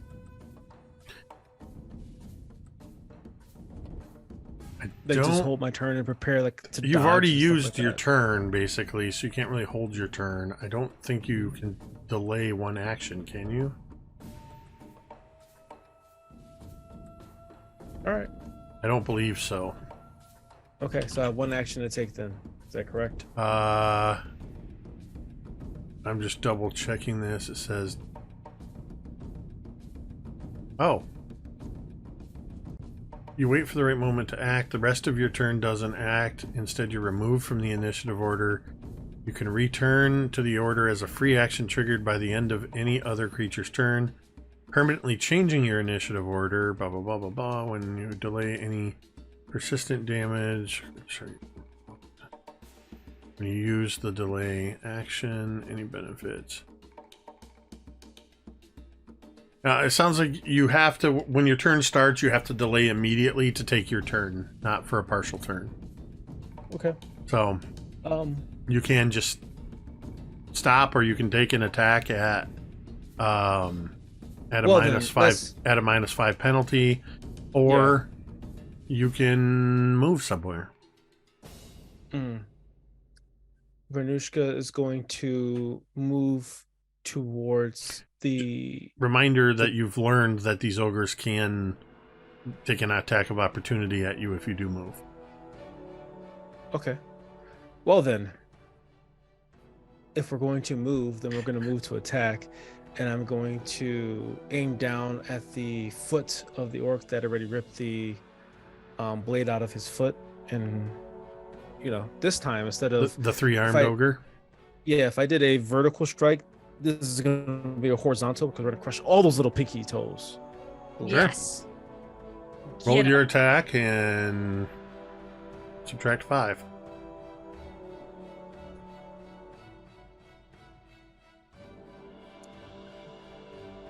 So I got a 16, which is actually an 11, which is actually a 26. Roll damage. Yeah, let's Damn, go. what a boss. Kill him. I like how I kept giving Ricky options and then would immediately tell him if he did that action, something bad would happen. Here, you could do this, but... That's going to be 2 plus 5 is 7 points of damage of slashing down to the orc's foot. Ogre. And which now I have carved a nice little lowercase t on his foot. Damn. Ouchies. Excellent. Teera. I should have targeted just the pinky toe. So Ooh, wow. Why do you need the Next pinky toe even? Teera, it's your turn. Okay, I want to barrel a fuck through that door, please. Can that be an athletics check? To just put my shoulder down and run through the door.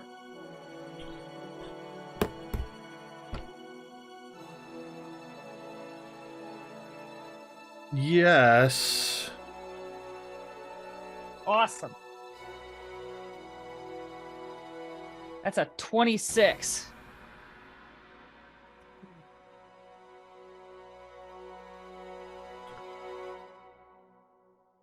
I was looking up the DCs for forcing something open. And it lists exceptionally stuck, which was 20, and I gave it a DC of 25 because of the bar, which you beat. As you turn, and I just need to see if my spider has any immunity attacks. It does not. You turn, Loser. and you run full force through the door, splintering, just breaking. This door is like a double door, and the door bar breaks and goes flying. Roll me a D100. Okay. I sure will. I got a 68. I got a 77. Roll me 2d8, please. Oh, no. 10. Sorry. Separate damage, or separate number for each one of them. 8 and 2. The two halves of the door bar go flying and strike two of the ogres, doing Hell 8 yes! and 2 points of bludgeoning damage. Yeah. As the door bursts open and you see Teera standing there, Vornush'ka. Teera, you have 2 more actions. I would also point out that of the 3 ogres that are standing there, one of them is holding your sword. I would like to rage. And This is your first time raging, isn't it? no, I No? think it's my second, Okay. actually. But I would like to rage, and then I want to try to. What kind of roll would I make to try to just rip my sword out of this fucker's hands? I'm going to be honest with you. Jeppo does not know what he's doing. You see somebody that he has only hit Vornush'ka out of pure luck. He is holding this thing clumsily in 2 arms. It looks like you could just take it out of his arms. I want to take So it out of as his an arms. action, you can take it away from him without having to roll. I would like to. Was it an action to rage? It was an action to rage. I am out of actions, but I now have my sword, and I'm raging. Fantastic. Badass. As the doors fly open,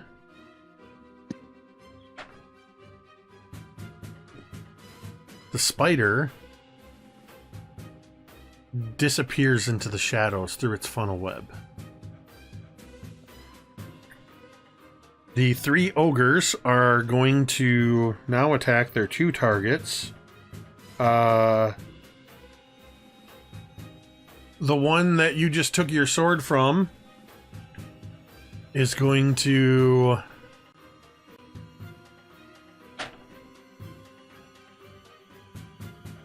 throw a fist clumsily at you. That's a 22 to hit. Teera. Does not hit me. The one with the axe in its foot is going to once again attempt to pull the axe out of its foot. This time. Oh wait.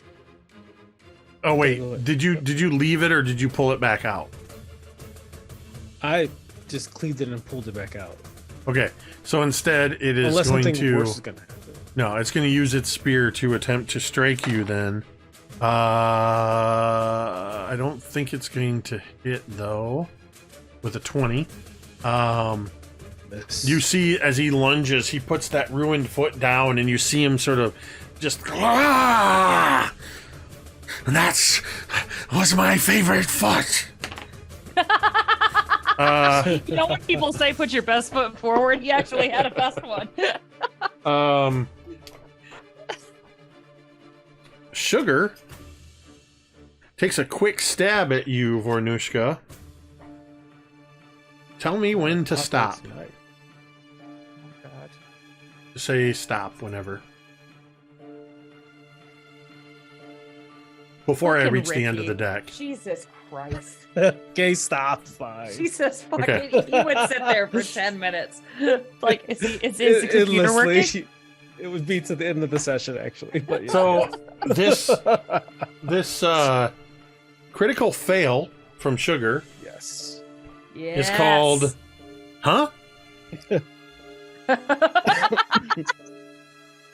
Sugar is now flat-footed, treats no one as their ally, can't delay, ready, or use reactions.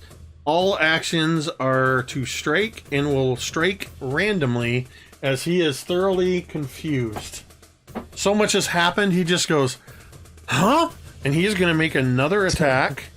It's going to miss, but he takes a stab at Jeppo. Yeah. And then he uses his last attack, missing at Hograth as he tries to hit you and just goes, and just starts wildly thrusting his spear.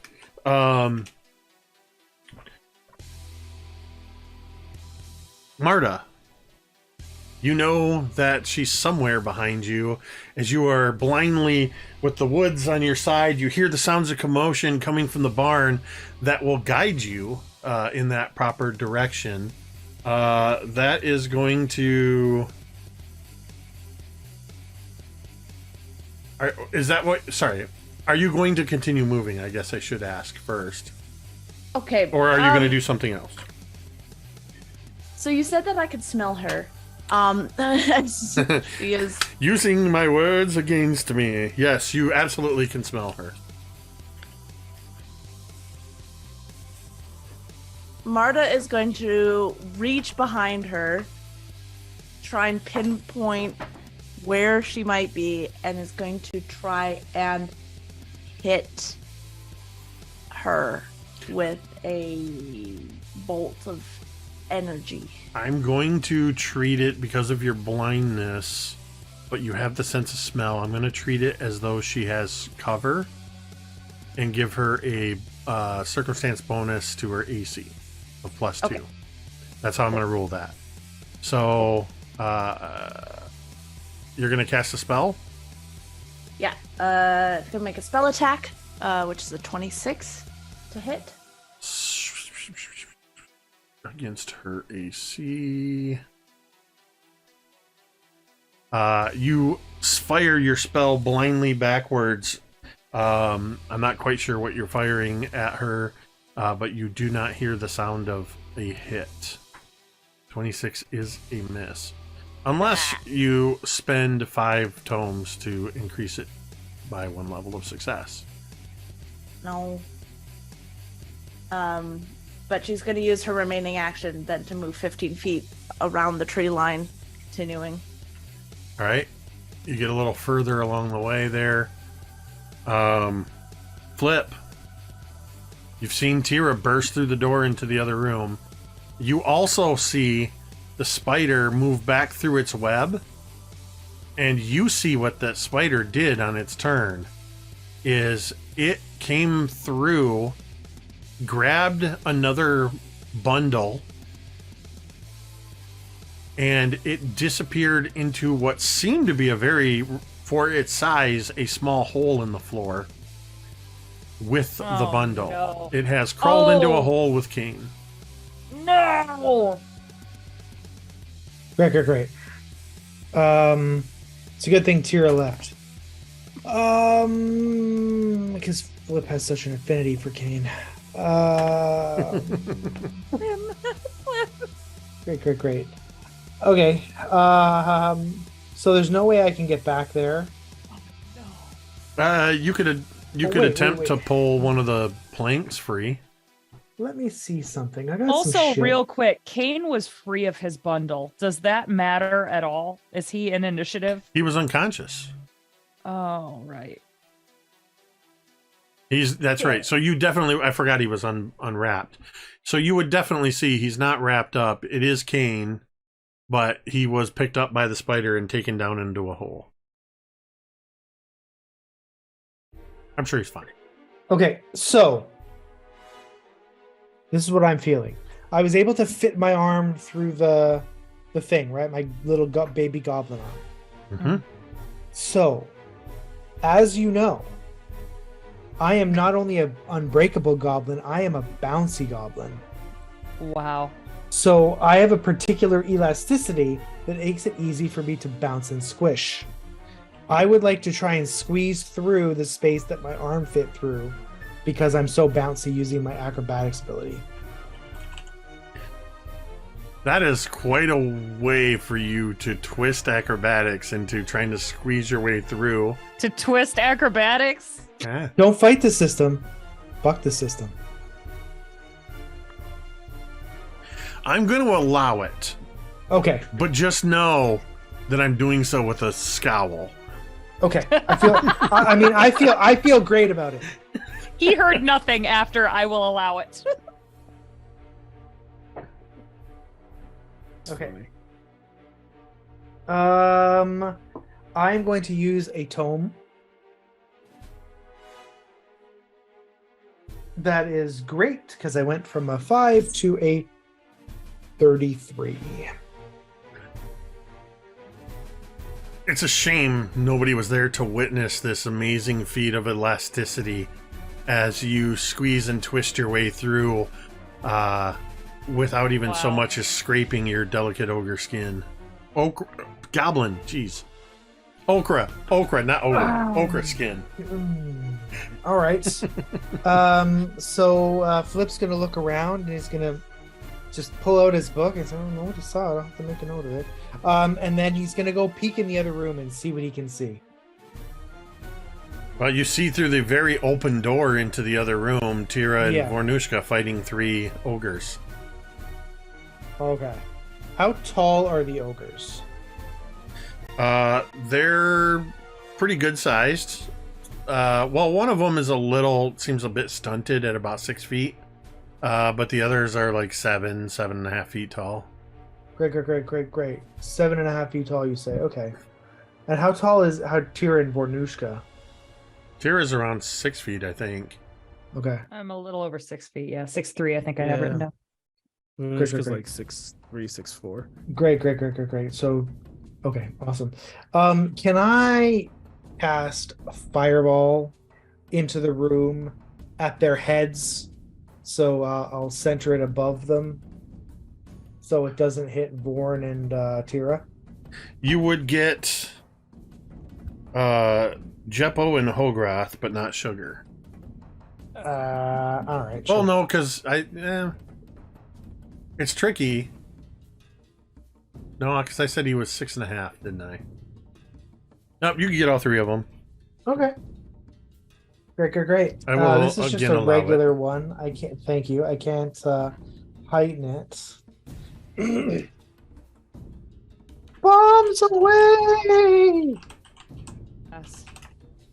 The damage is not great. Far away. You should be down, but I can Is- fall. 19 damage. Ooh, damn. I can flip. MVP, as usual. That's Cari, All by the way. 3. Teera would never say any of that shit. All 3 of the ogres. You 2 definitely feel the heat as this fireball bursts above your head.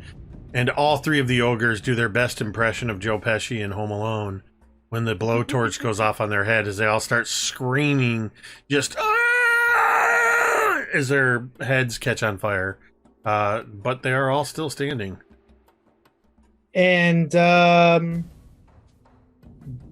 Flip will fold his arms and survey the chaos he has wrought, and he will be satisfied.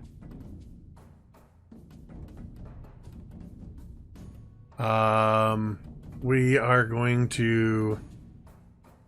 Well, let's check the dogs again.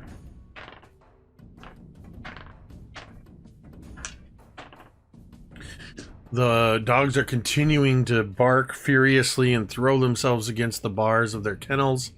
But the ogres have built these kennels quite well.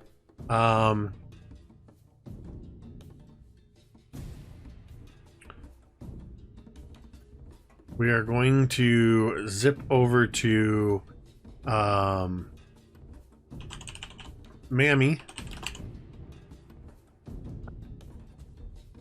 And Mammy is going to... This thing's moving so slow. Mammy is going to fly up behind Marda, who is blindly finding her way along through the brush. And you smell Mammy coming up behind you. It's just that visceral scent gets ever so much more pungent. But even that pales in comparison to the grotesque touch of her oily, thick fingers as they reach out and touch your shoulder. Ew. I'm trying to see... Okay, you need to make a basic fortitude saving throw.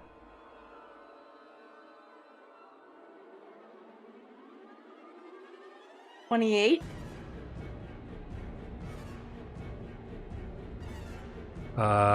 Versus her spell DC. A 28 is... Where'd we go? Is a fail.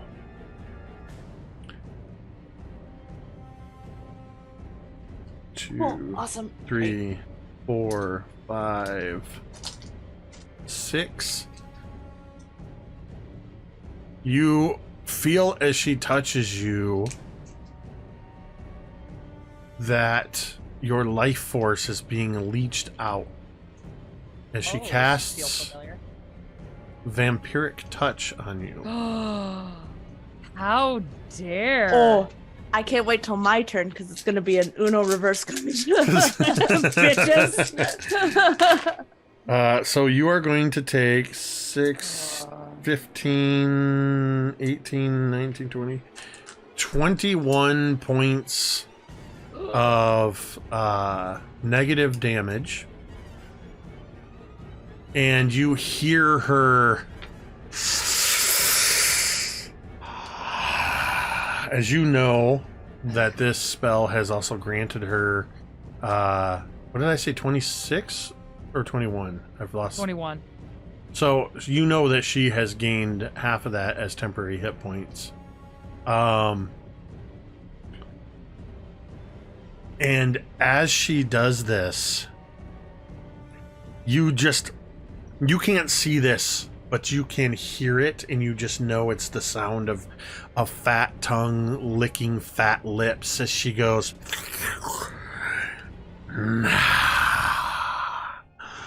my first taste. I will devour you, spirit and all.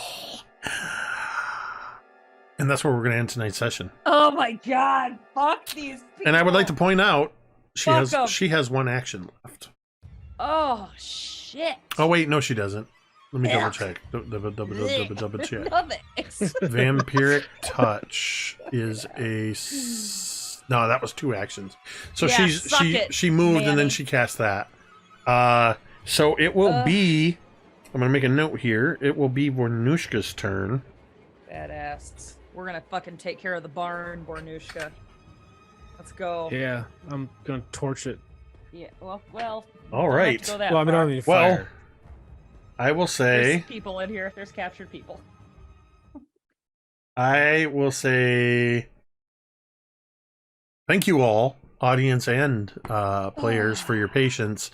There's just, during the break I said, wow, I have way too many pieces on the board, but it's also because you guys all went, as M said when we were on break, you all decided to basically explore everything and activate every enemy all at once in a 4-way party split. So we are just dealing with what you have wrought upon yourself. Yeah. And Mizya has apparently disappeared. Oh, that reminds me, because I did say we would resolve this before the end of the session. Post-credit scene. So, Teera, as you are fighting against these ogres, and as this, we'll kind of go to that moment where Flip has burst the fireball above your head, and it's like, and it kind of moves almost into not quite a freeze frame, everything moving super slow, and you hear in your head Mizya's voice as Mizya says, Teera,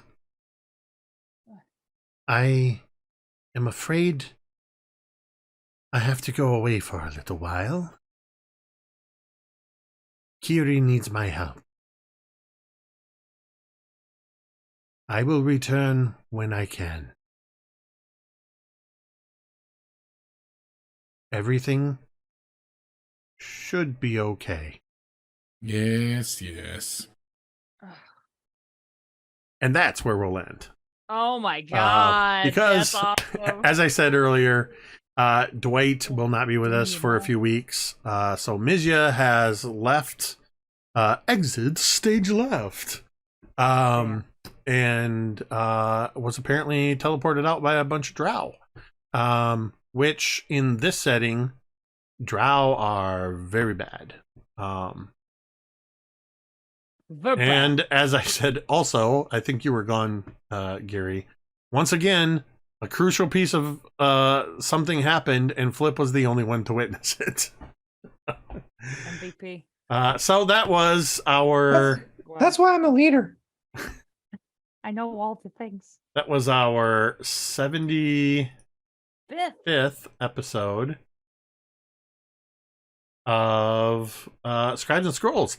You can come back and join us on Wednesday for our pre-recorded session 3 of Lawlerville, happening at 8:30 p.m. Eastern, and also at 8:30 p.m. Eastern on Thursday. You can join us for session 7 of Kids on Bikes. It's 1880 something. There's a giant monster. They're in the past. And they've only known each other for about 6 hours. So it's going well. It's going well in Paradise, It's going Michigan. great. Yeah. We're gonna go ahead and throw a raid over to our friend Tillalu. As see if we can get over there and raid her before she tries to raid us. I don't know how long they've been streaming for. Playing some Stardew Valley, so send the MTD love over to Tilda and her community when you get there. Thank you to everybody who tuned in to hang out with us tonight. We hope you enjoyed the show. If you're somebody that likes to lurk quietly in the background, we also hope you enjoy what you're hearing. And as always, a huge thank you to these amazing players. I love playing games like this, and I love having awesome friends that also want to play and do ridiculous things. So thank you, Gary, Cari, Ricky, and though he wasn't with us tonight, he was with us in spirit, Dwight, without whom this would have been me talking to myself for a couple of hours. With that, we are going to go ahead and end this stream the same way we end every stream. You can say it with me if you want. Metadata.